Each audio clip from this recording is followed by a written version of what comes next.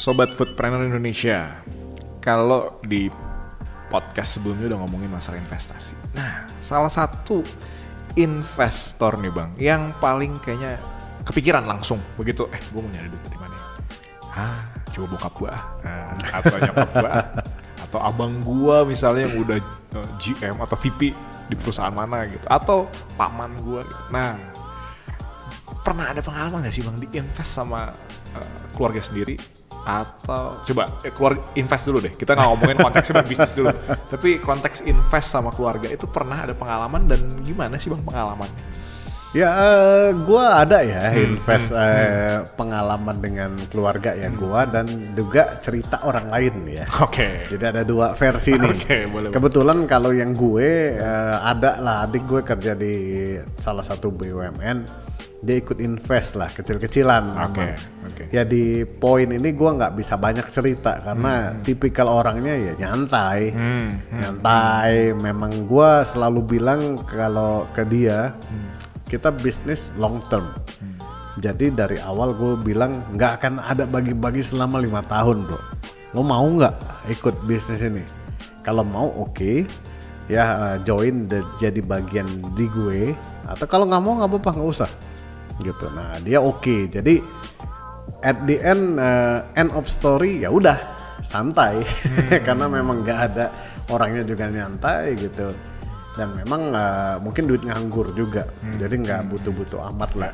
Nah tapi ada beberapa temen gua yang diinvest keluarga akhirnya dia pusing sendiri gitu karena dikejar-kejar terus sama keluarganya gitu. Wah kapan nih kita bagi hasil?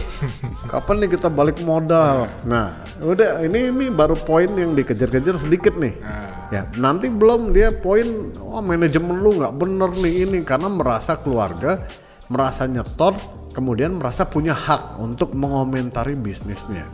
Nah jadi untuk urusan sama keluarga ini gue bilang sih be careful ya, tergantung lo kan udah paham keluarga lo sendiri. Ya lo kira-kira lah aduh nggak ada nyokap gue invest nggak nanti panjang urusannya kalau nyokap gue invest. Jadi lo pikir-pikir banget lah. Keluarga ya itu keluarga inti ataupun saudara-saudara lo kan juga keluarga lah maksudnya.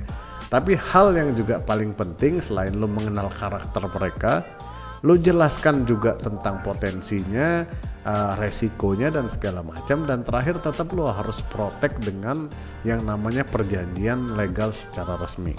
Meskipun dengan keluarga Bang ya. Even dengan keluarga bro, karena kita kan tahu lah banyak orang yang akhirnya ribut, dia masalah duit ya, masalah duit kecil aja ribut.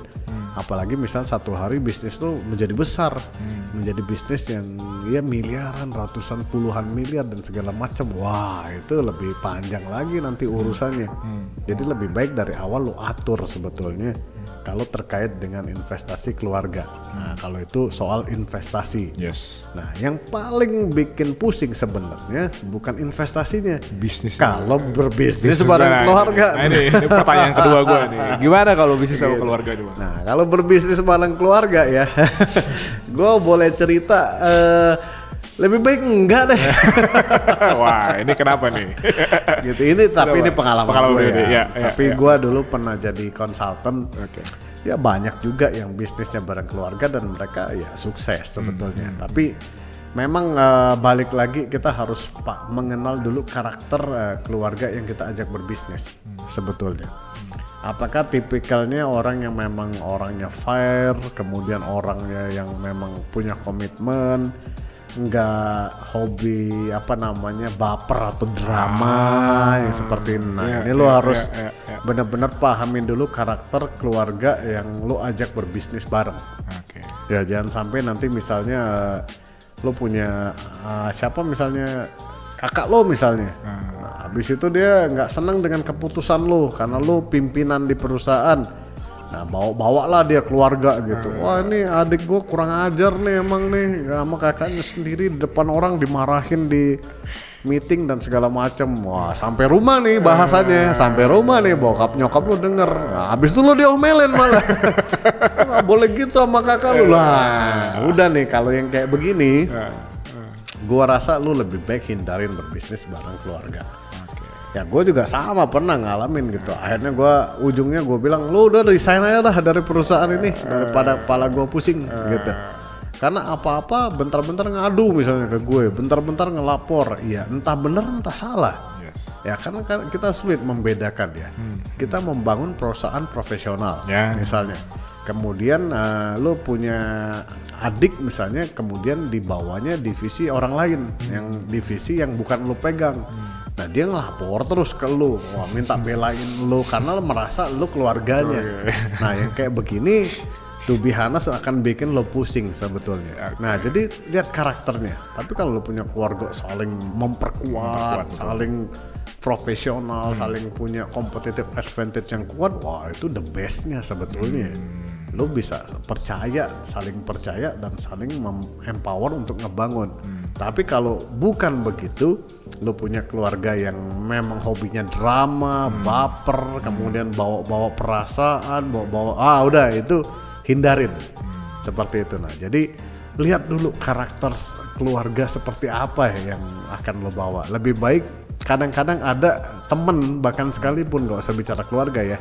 Kadang-kadang kita bicara temen sekalipun, ada temen yang enaknya buat temenan aja. Iya betul. Tapi kalau udah untuk bisnis no way lah gitu. Tapi kalau temenan enak. Nah, same thing kayak keluarga. Lebih baik kita jadi keluarga aja deh daripada nanti kita jadi musuhan gara-gara bisnis gitu. Ya, betul. Nah ini nih harus benar-benar lo perhatikan ya. Itu kalau berbisnis bareng keluarga. Oke. Bang Res sudah ada pengalaman dan Bang Res juga pasti sudah pernah ngobrol sama yang lain ya, gitu yang sudah berbisnis dengan keluarga dan segala macam.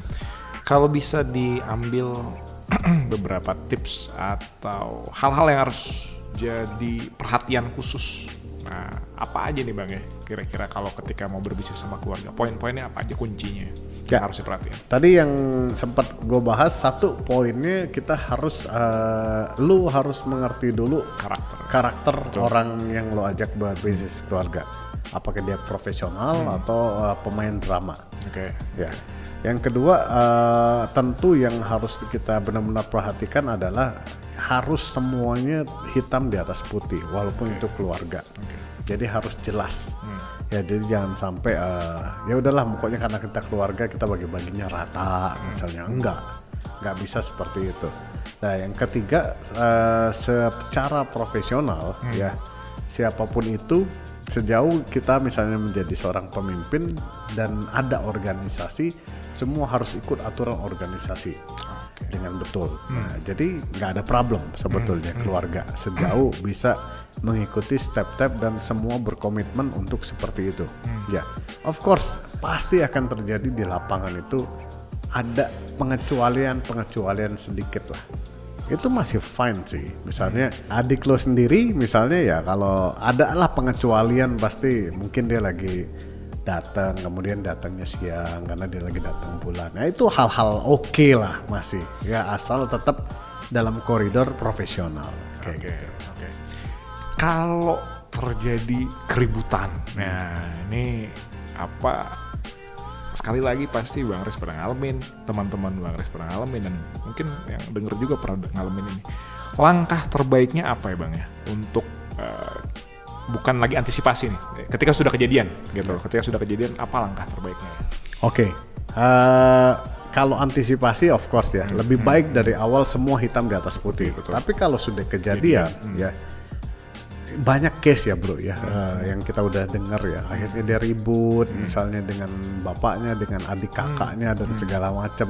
Sebenarnya nggak ada opsi sih ketika sudah terjadi ya sebagai keluarga harus dibereskan ya dengan keluarga, rapat keluarga gitu ya, cari solusi, cari apa gitu. Tapi ketika lo tidak siapkan dari awal soal perjanjian hitam di atas putih, nyelesain ini lebih kompleks nanti karena nggak ada basisnya Bang. Karena nggak ada basisnya, nanti dia ribut. Ini nggak bisa, nama ini punya gue karena gue yang dulu ide.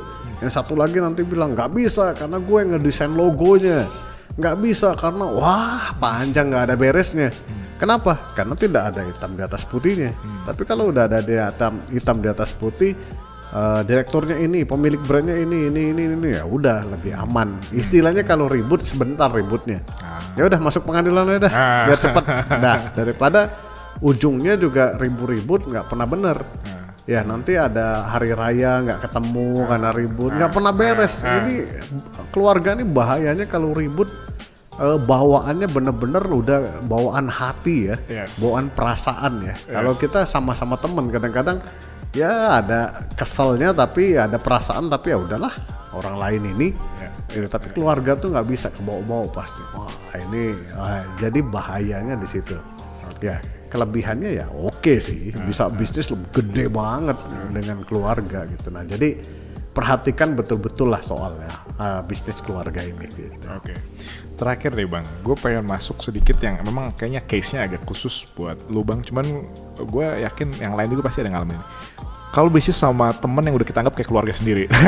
Ini kan grup lu kan cukup unik Bang ya, dibangun oleh teman-teman sejak kuliah udah lama gitu loh. Nah tapi kan oke lah, meskipun dia bukan saudara lahir, kan kadang-kadang udah melalui perjuangan yang panjang, kadang-kadang sudah terbentuk lah rasa persaudaraan gitu. Nah ini untuk jaga profesionalitasnya gitu Bang, itu gimana ya? Karena kadang-kadang susah juga mau marahin temen, ya udah susah bareng-bareng gitu kan. Kita mau, nah gimana Bang jaga profesionalitas? Ya sebenarnya kalau kita udah berteman lama banget ya, ada satu hal yang cukup menguntungkan ketika kita ngebangun pertemanan dan bisnis atas dasar saling percaya.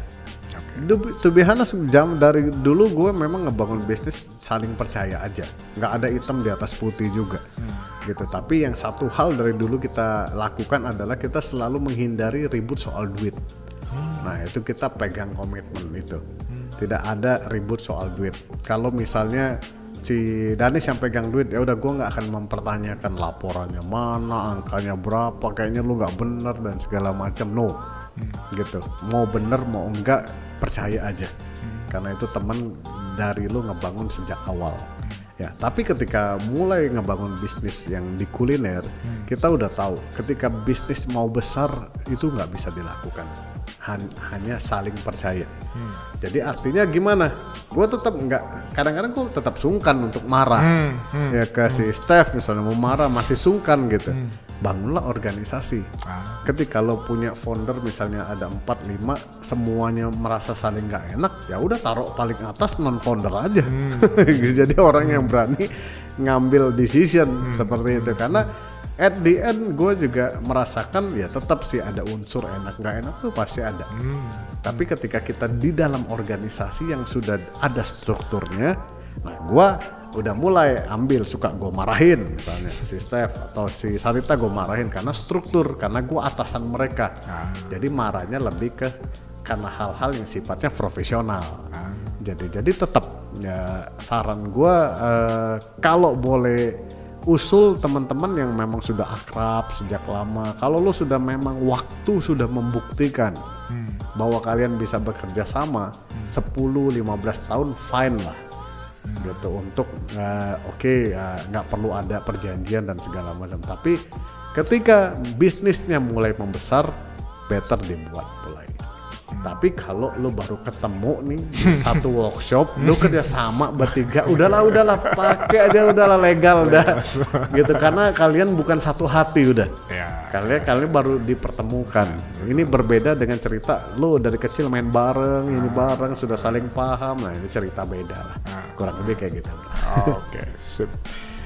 Jadi kalau ngambil sedikit aja Bang ya, kesimpulan sedikit, kalau abang nyaranin, ini pasti case-nya case by case beda-beda semua, setiap orang pasti. Cuman katakan ada satu orang kondisinya normal-normal aja Bang, dia punya temen tapi nggak ada temen yang deket banget juga, nggak punya keluarga yang normal-normal aja gitu. Sarannya memulai bisnisnya dengan siapa Bang ya? Apakah better dengan keluarga atau dengan temen atau dengan profesional atau gimana Bang sarannya Bang? Sebenarnya kalau gue menyarankan cari yang punya passion dan tujuan yang sama dulu. Jadi entah itu teman, entah itu kenalan di sebuah komunitas, entah itu keluarga, yang penting kalian ngobrol dulu kemudian passionnya mirip, ya mulai ngopi bareng dulu, ngobrol lagi, ngopi bareng dan segala macam, baru eksekusi. Jadi gue nggak bisa jawab apakah itu keluarga atau itu teman dan segala macam, karena gue lebih melihatnya apakah orang ini akan sama-sama punya nilai dan kontribusi untuk ngebajuin perusahaan. Ya, jadi jangan terbawa terlalu emosional, misalnya oh ini adik gue ini kasihan gue sama dia, jadi oke lah kita bisnis bareng. Nah, nanti pala lu pusing sendiri ujungnya. Gitu, itu banyak yang terjadi. Jadi jangan pernah memulai bisnis karena lu unsurnya kasihan, karena lu mau menolong dia ataupun apa gitu. Jadi mulai bisnis memang lu pengen punya satu tujuan yang sama untuk menjadi besar atau untuk menjalankan apa. Nah, jadi tujuannya dulu. Ya, jangan karena rasa iba atau rasa kasihan dan segala macam. Kalau ada yang kayak begitu, ya lu kasih duitnya aja, lu bisnis aja deh. Gitu, jangan bareng gua. Jadi masalah baru yang kita ciptakan jadinya kurang lebih gitu.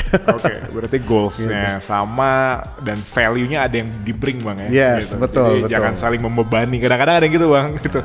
Satu lari kenceng banget, yang ini gak bisa lari karena value-nya beda. Jangan gitu. Istilahnya gini, nanti lu sendiri ngomel ujungnya. Udah gue tolongin bisnis lu. Lu salah juga. Kenapa lu bisnis karena nolongin gitu ya. Oke, menarik banget. Oke, kita lanjut terus sobat Foodpreneur Indonesia, tetap di Foodies Podcast.